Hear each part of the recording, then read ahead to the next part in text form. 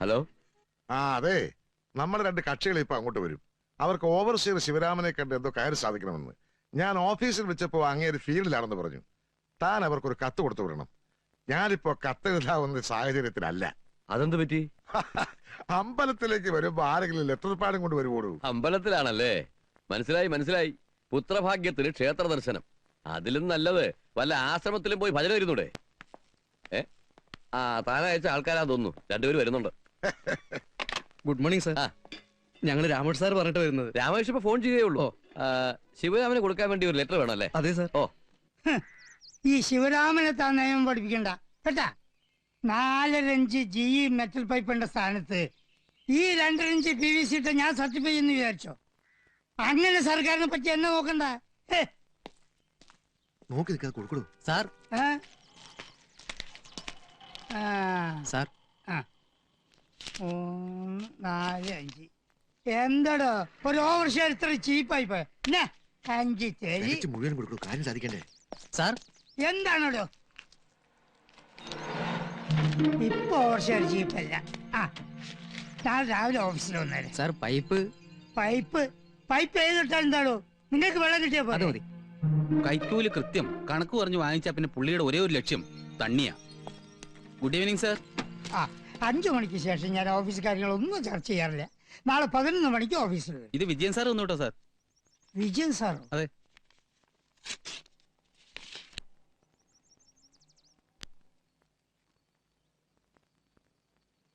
അല്ല, ഇതിലിപ്പോ ഞാൻ എന്താ ചെയ്യേണ്ടത്? നമുക്ക് എവിടെയെങ്കിലും ഇരുന്ന് സംസാരിക്കാം സാർ.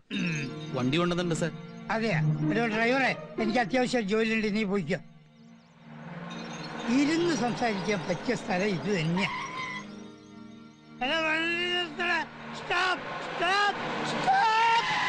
എന്താ സാർ? എടാ, എന്നെ എങ്ങോട്ടാണോ തട്ടിക്കൊണ്ടു പോണത്? എനിക്കിപ്പോ എന്റെ വീട്ടിൽ പോണം.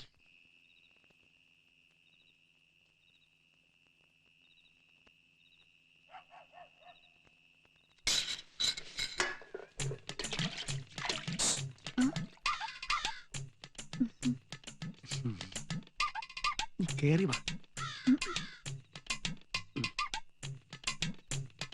ഒരു സാധനം തരട്ടെ.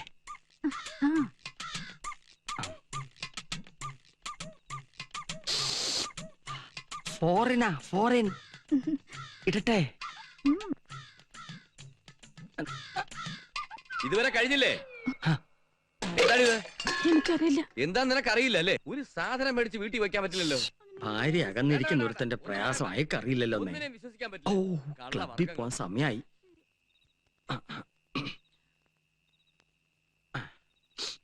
വേണ്ട വേണ്ട, എന്നെ പിടിക്കണ്ട. വല്ലയിടത്തും ചെന്ന് ഇടിച്ചേ തല പൊട്ടണ്ടെന്ന് എഴുതി പിടിച്ചതാ. എന്റെ തല പൊട്ടിയ നിനക്ക് എന്താടാ? മര്യാദക്ക് സംസാരിക്കണം. ഓഹോ, അപ്പൊ നീ എന്നെ മര്യാദ പഠിപ്പിക്കാൻ വന്നിരിക്കാണല്ലേ? കള്ളു കുടിച്ചാലേ അച്ഛനെ വിളിച്ചിട്ട് വരൂ. മേടിച്ചെന്നാണല്ലോ എനിക്ക് കള്ള്. വിളിച്ചോണ്ട് പോ മോളെ. അച്ഛൻ വന്നതാ. അച്ഛൻ കഥ കളിക്കട്ടെ. എന്തിനാ അച്ഛനോട് വഴക്കുണ്ടാക്കിയേ? അച്ഛനോ? ആരുടെ അച്ഛനടി? മെല്ലി പോരുന്ന വൃത്തികെട്ടനെ പറ്റി. ഭാര്യ അന്യനാട്ടിൽ കിടന്ന് നാണല്ലേ കുട്ടിയുടെ മുമ്പിൽ ഇങ്ങനെയൊക്കെ പറയാൻ? ഭാര്യ അന്യനാട്ടിൽ കിടന്ന് എങ്ങനെയോ കഷ്ടപ്പെട്ടുണ്ടാക്കുന്ന കാശുകൊണ്ട് ഷൈൻ ചെയ്ത് നടക്കുന്ന ചച്ച. എടി, ആണുങ്ങളെ എന്നെ പോലെ അന്തസ്സായിട്ട് നടക്കണം. അയാൾ അങ്ങനെയാ? എന്താ ജോലി എന്ന് ചോദിച്ചാ എനിക്ക് എന്തോന്നിനാ ജോലി? അവളൊന്ന് പുറത്തല്ലയോ? ഒന്ന് നിർത്തുന്നുണ്ടോ? അടുത്ത വീട്ടിലെ കാളുള്ളതാ. രാവിലെ ജോലിക്ക് പോകുമ്പോ എന്ത് മാന്യനാ ആ ശിവരാമൻ സാറ്. സന്ധ്യയായ 4 കാലേ വന്ന് കേറും. സുമതയുടെ ഒരു ഗതികേട്. ചേട്ടനൊന്ന് ഉപദേശിച്ചൂടെ? എന്നിട്ട് വേണം അയാളുടെ വായിരിക്കുന്ന തെറി ഞാൻ കേൾക്കാൻ. ഇതൊക്കെ സ്വയം തീരുമാനിക്കേണ്ട കാര്യങ്ങളാ. അവസാനം സഹിയായിട്ട് അവളെന്തേലും അക്രമം കാണിക്കുന്ന എനിക്ക് പേടി. ഇതെന്താ ആളെ കാണാത്തേന്ന് വിചാരിച്ചിരിക്കാതെ വായിരിക്കും. സത്യം പറയാലോ, ആനന്ദം വരുമ്പോ മാത്രം ഇവിടെ TV ഓൺ ചെയ്യാറ്. മിസ്റ്റർ തിരുപ്പതി വന്നില്ലല്ലേ? കുറെ നാളായി കണ്ടിട്ട്. അതെങ്ങനെയാ? രാത്രി 12 മണിയെങ്കിലും ആവില്ലേ പുള്ളിക്കാരൻ വരാൻ? രാവിലെ 5 മണിക്ക് പോവുകയും ചെയ്യും അല്ലേ ആനന്ദം? കുറെ നാളായി ഞാനും ചോദിക്കണമെന്ന് കരുതിയതാ, എന്തിനാ പുള്ളിക്കാരൻ ഇത്രയും ദൂരെ പോയി കച്ചവടം ചെയ്യണമെന്ന്. അതൊരു വാശിക്ക് വേണ്ടിയാ. എന്ത് വാശി? ചേട്ടന്റെ മൂത്തവരായി 4 ആണുങ്ങളാ ഉള്ളത്. എല്ലാവർക്കും കൂടി ഒരു പലചരക്കട ഉണ്ടായിരുന്നു. ചേട്ടന്റെ അച്ഛന്റെ മരണശേഷം സ്വത്തിനു വേണ്ടി തല്ലു തുടങ്ങി. ആരും വിട്ടുകൊടുത്തില്ല. അവസാനം ആ കട 5ആയിട്ട് ഭാഗിച്ച് ഓരോരുത്തരും ഓരോ ഭാഗത്ത് കച്ചവടം തുടങ്ങി. അങ്ങനെയാണെങ്കിൽ അങ്ങേർക്ക് എപ്പോഴെങ്കിലും വരികയും പോവുകയും ചെയ്യാലോ. പക്ഷെ ചേട്ടാനിമാരുടെ തർക്കം ഇതുവരെ മാറിയിട്ടില്ല. ആരാണ് ആദ്യം കട തുറക്കുന്നത്, അവസാനം കടയടിക്കുന്നതിനുള്ള മത്സരത്തിലാണ് അവരിപ്പോഴും. ആ എനിക്കിതിൽ വലിയ താല്പര്യമൊന്നുമില്ല. നിങ്ങൾ കാണും. ഒരു കാര്യം ഞാൻ പറയാം. നിങ്ങൾ രണ്ടുപേരും ഒന്നിച്ച് നിൽക്കുന്ന കണ്ട സത്യം പറഞ്ഞ സഹിക്കില്ല. അങ്ങേർക്ക് അത്രയും പ്രായമൊന്നും ആയില്ലല്ലോ. ഈ ഭസ്മക്കുറിയും പാണ്ടിക്കെട്ടും ഒക്കെ ഒന്ന് മാറ്റാൻ നിനക്ക് പറഞ്ഞൂടെ? ഈ പിശുക്കൊക്കെ കളഞ്ഞ് മറ്റുള്ളവരെ പോലെ മോഡേൺ ആയിട്ട് ജീവിക്കാൻ നിനക്കും ആഗ്രഹമില്ല. അറ്റ്ലീസ്റ്റ് ഒരു ടി വി എങ്കിലും മേടിച്ചു തരാൻ പറഞ്ഞൂടെ നിനക്ക്? ഓട്ടോറിക്ഷക്കാരന് പോലും കാശ് കൊടുക്കാത്ത ആളാണ് ഇനി TV വാങ്ങാൻ പോണത്. സാറേ സ്ഥലമായി.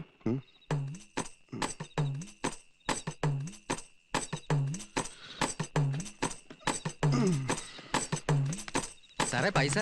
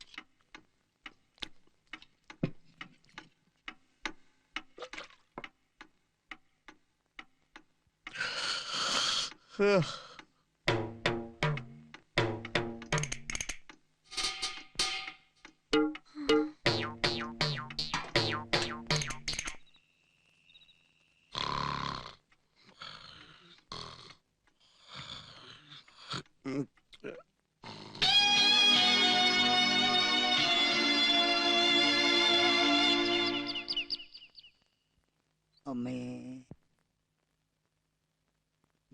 ഇതിനൊരു കുറവുമില്ല. ഈശ്വരാ. വൈകുന്നേരം വരുന്ന വരവ് കണ്ടാ മതി. South Indian, north Indian, Chinese, continental ഫുഡുകളുടെ മഹാമേള. 5 സ്റ്റാർ ഹോട്ടലുകളിൽ മാത്രം കിട്ടുന്ന ഫുഡ് ഐറ്റംസ് ഇതാ ജനമധ്യത്തിലേക്ക്. പാവയ്ക്ക് കൊണ്ടുള്ള മുതല വെറുതെ ഇങ്ങനെ നോക്കിന്നാ പോരാ, ഇതൊക്കെ കണ്ടുപഠിക്കണം. Very tasty. Yes yes, really delicious. ബേറെ ഒന്നുകൂടെ വരൂ. ഈ ഐറ്റംസ് ഒക്കെ ഉണ്ടാക്കിയത് ആരാ? ഞങ്ങളുടെ പുതിയൊരു കുക്ക ഗോപാലകൃഷ്ണൻ. ഒന്ന് വിളിക്കാമോ? Gopalakrishna, please come. Yes sir. തനിക്ക് ഈ സാധനങ്ങൾ ഉണ്ടാക്കുന്ന TV കാണിച്ചൂടെ? അത് ടിവിയിൽ ഇതൊക്കെ പെർഫോം ചെയ്യണമെങ്കിൽ എന്നെ റെക്കമെൻഡ് ചെയ്യാൻ ആരും ഇല്ല സർ. ഞാൻ മാസ്റ്റർ ടിവിയുടെ പ്രോഗ്രാം പ്രൊഡ്യൂസറാ. എന്നെ വന്ന് കണ്ടാൽ മതി. Keep my card. Thank you sir.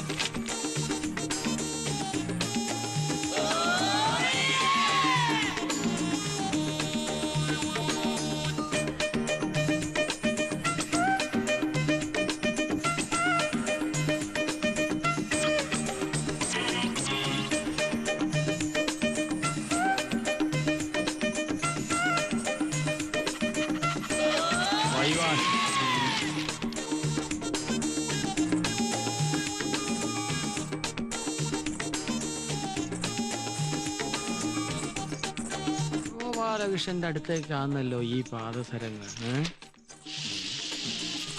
Hi, welcome welcome welcome, hearty welcome, hearty welcome. അയ്യേ, ഇതെന്താ വീട്ടിനുള്ള തട്ടുകടയാ? No no no no no, this is cooking lab. ഹോട്ടലിലേക്കുള്ള പുതിയ പുതിയ ഐറ്റംസ് പ്രിപ്പയർ ചെയ്ത് പഠിക്കാനുള്ള പരീക്ഷണശാലയാണ്. I mean food research centre, FRC India. ഇതാണ് അൽഫാനിയ കുച്ച് മഹായ്. ഹായ്. നോട്ട് ഹായ്, മഹായ്. ഇതൊരു വെസ്റ്റേൺ അറബിക് ചൈനീസ് കൊളാബറേറ്റഡ് ഫുഡാണ്. I see. No no no, ഐസിനകത്ത് ഇടില്ല. നാളെ ടിവിയിൽ ഒരു ഡെമോൺസ്ട്രേഷൻ ഉണ്ട്, അതിനുവേണ്ടി ഞാൻ പ്രിപ്പയർ ചെയ്തുകൊണ്ടിരിക്കുകയാണ്. I mean rehearsal. Hi, rehearsal ഇങ്ങനെയാണെങ്കിൽ TV വരുമ്പോ എന്തായിരിക്കും സ്ഥിതി? നിങ്ങളെ പോലുള്ള വീട്ടമ്മമാർക്ക് വേണ്ടിയാണ് എന്റെ ശ്രമങ്ങളെല്ലാം. നിങ്ങളുടെ സംതൃപ്തിയാണ് എന്റെ സന്തോഷം. സോറി ഗോപാലകൃഷ്ണൻ, അയ്യോ, അവിടെ അവിടെ എന്ന് പറഞ്ഞാൽ മതി. ഞാൻ ഇന്നലെ വളരെ ചീപ്പായി പെരുമാറി. ശരി. ഞങ്ങൾ ഇതൊക്കെ ഒന്ന് പഠിപ്പിച്ചു തരുമോ ഗോപാലകൃഷ്ണ? ഓ വൈ നോട്ട് ഷുവർ ഞാൻ എല്ലാം പഠിപ്പിച്ചു തരും. ഈ ഗോപാലകൃഷ്ണൻ ഒരു തമാശ. അങ്ങോട്ട് പോണോ ഇങ്ങോട്ട് വിളിക്കണോ? ഇങ്ങോട്ട് വിളിക്കാം. Gopalesha, excuse me, please give me a way. This way. No body touching. Thank you. വേണേ ടേസ്റ്റ് ചെയ്തോളൂ കേട്ടോ. ഗോപാലേഷൻ. Oh excuse me. കാര്യം നമ്മൾ ഇന്നലെ കണ്ടെങ്കിലേ ഡീറ്റെയിൽ ആയിട്ട് പരിചയപ്പെട്ടില്ല.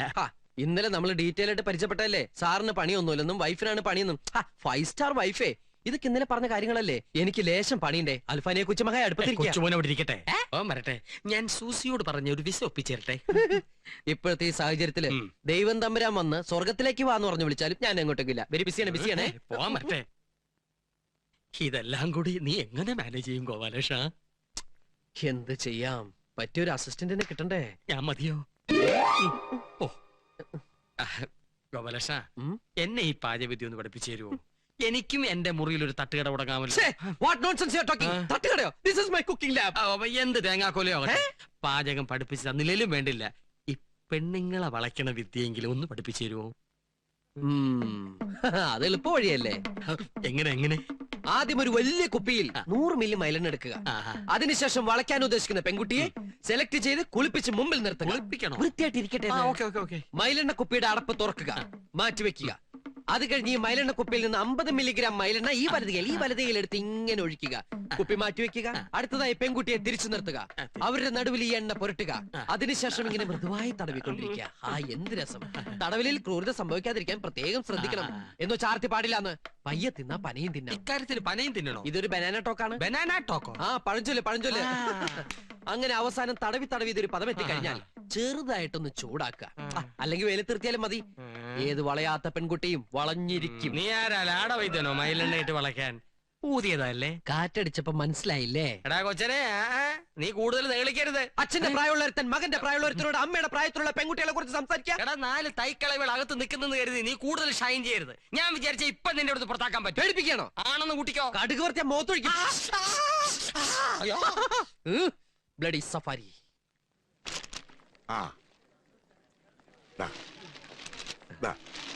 കസ്റ്റമേഴ്സിന്റെ സംതൃപ്തിയാണ് ഞങ്ങളുടെ സന്തോഷം.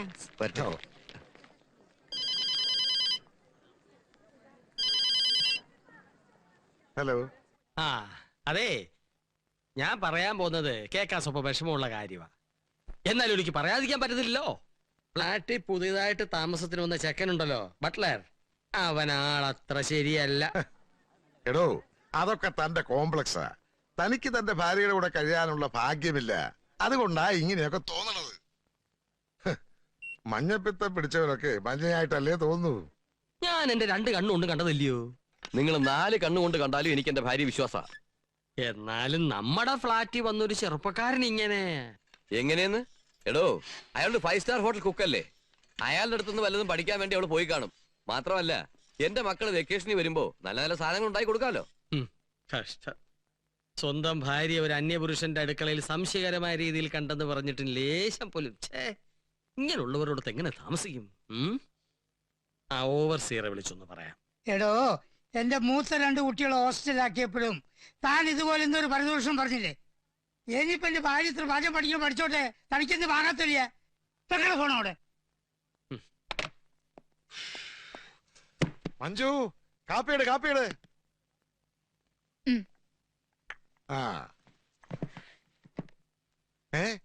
സൂപ്പോ? എങ്ങനെയുണ്ട്? സൂപ്പർ. ഇതുണ്ടാക്കിയ കൈക്ക് ഞാനൊരു വള വാങ്ങിച്ചു തരും. വള വേണ്ട, വാച്ച് മതി. അതെന്താ? ഗോപാലകൃഷ്ണൻ വളയിടൂല. ഈ സൂപ്പ് ഗോപാലകൃഷ്ണൻ ഉണ്ടാക്കിയതാ. അതെന്താ അവൻ നിനക്ക് മാത്രം സൂപ്പ് ഉണ്ടാക്കി ഇവിടെ കൊണ്ടുവന്നത്? ഇവിടെ കൊണ്ട് തന്നതല്ല, ഞാൻ അവിടെയായിരുന്നു. അവിടെയോ? ഞാൻ മാത്രല്ല, ഈ ഫ്ലാറ്റിലെ മറ്റു പെണ്ണുങ്ങളും ഗോപാലകൃഷ്ണന്റെ അടുത്തായിരുന്നു.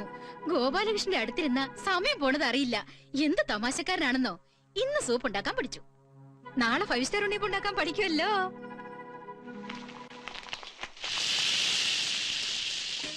നല്ലവണ്ണം എണ്ണ ചൂടായതിനു ശേഷം മാവ് ഒഴിക്കാവൂ, ഇല്ല വേവ് ശരിയാവില്ല.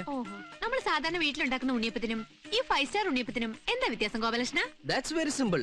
ബില്ല് കാണുമ്പോ നക്ഷത്രം എണ്ണുന്നത് 5 സ്റ്റാർ ഉണ്ണിയപ്പം. അയ്യോ, ഇവിടെ വന്നിട്ട് സമയം പോയതറിഞ്ഞില്ല. ചേട്ടൻ ഇപ്പൊ വരും. ഞാനാണെങ്കിൽ ഊണ് തയ്യാറാക്കിയിട്ടില്ല. ഉച്ചയ്ക്ക് ഹോട്ടലിൽ നിന്ന് കഴിക്കാൻ വരണം. ഗോപാലകൃഷ്ണ ഒന്ന് ഫോൺ ചെയ്ത് പറഞ്ഞോട്ടെ പ്ലീസ്.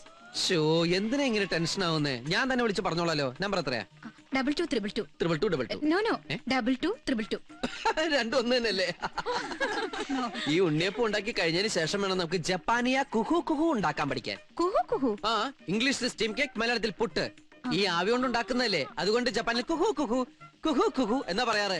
5 സ്റ്റാർ ഹോട്ടലിലേക്ക് ജപ്പാൻകാർ വന്ന് ഒരു കുറ്റി കുഹു കുഹു എന്ന് ഓർഡർ ചെയ്യും. ഉണ്ണിയപ്പം ഉണ്ടാക്കി പഠിച്ചോളൂ. Excuse me, sister.